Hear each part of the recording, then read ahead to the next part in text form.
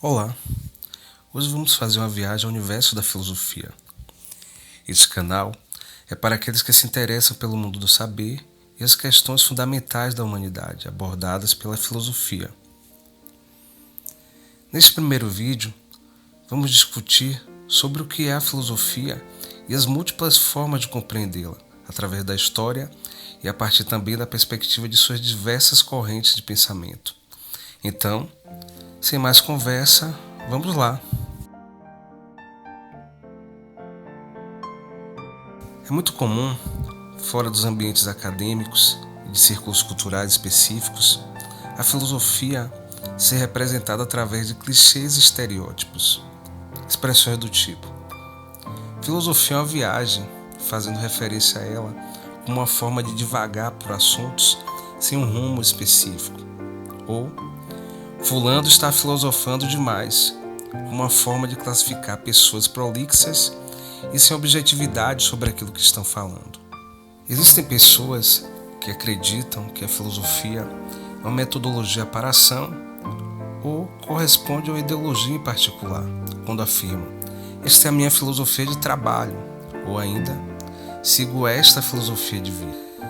Todas essas formas de compreender a filosofia apresentadas até aqui são construídas a partir do julgamento do senso comum e difundidas socialmente.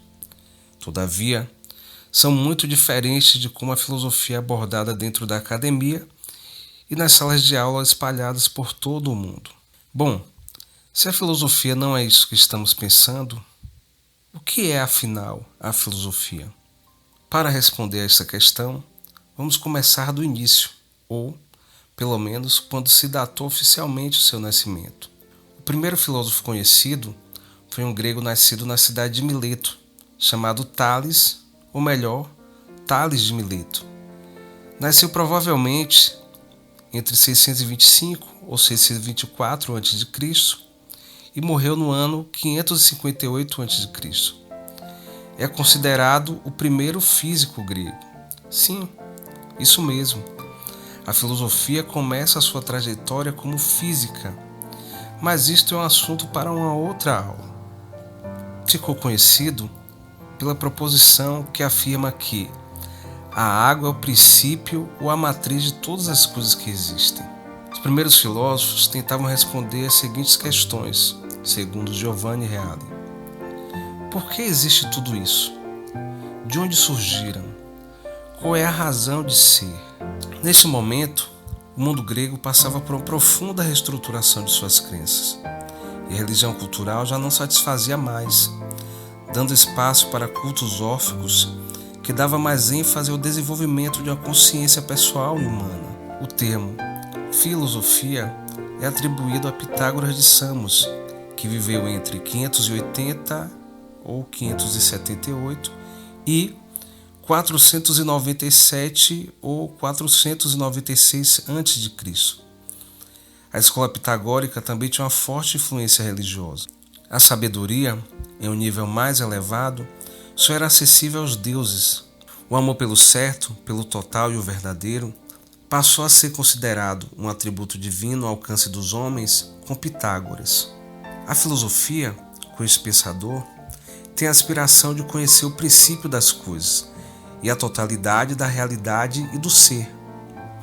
Para tanto, o novo expediente utilizado é o logos ou a razão, no lugar das crenças e narrativas repetidas oralmente por sucessivas gerações. Aristóteles, ao investigar as causas buscadas pela sapiência, afirma que o que motiva os homens a investigar a realidade desde as origens da filosofia é a admiração. Mas o que Aristóteles chamava de admiração? Para ele, o filósofo é aquele que experimenta uma sensação de dúvida e de admiração. Reconhece que não sabe.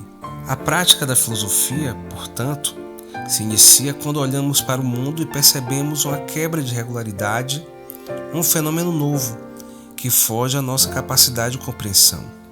O estranhamento diante do mundo leva ao desconforto, que impulsiona o pensamento a tentar decifrá-lo. Outro filósofo que nos dá um horizonte muito interessante para compreender o que é filosofia é Kant. Considerado o principal pensador do iluminismo ou esclarecimento, este filósofo acreditava que não era possível ensinar filosofia, mas apenas ensinar a filosofar. Filosofar, neste caso, significa a capacidade de pensar por si próprio, sem intermediários.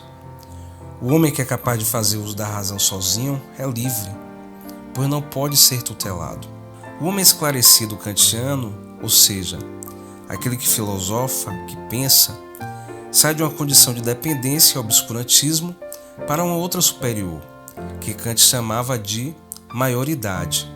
Tal condição pode ser sintetizada através da seguinte frase: sapere aude, uma expressão latina que significa ouse saber ou ouse conhecer. Dessa maneira, Kant lançava um convite para que o homem tivesse coragem de fazer uso do seu próprio entendimento para compreender o mundo a partir de uma perspectiva racional. Como a história do pensamento filosófico está sempre em movimento, existem diversas outras formas de responder à questão: o que é filosofia?